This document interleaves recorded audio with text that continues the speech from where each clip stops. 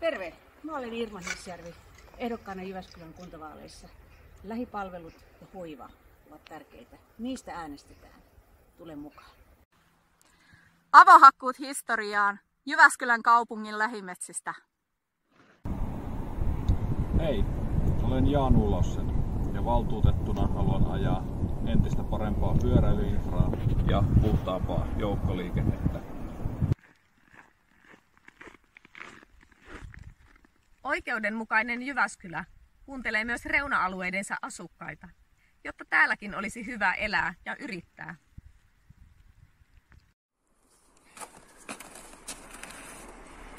Meidän tehtävä on pitää Jyväskylä kotikaupunkimme viihtyvänä, turvallisena ja asuttavana kaupunkina myös tästä eteenpäin.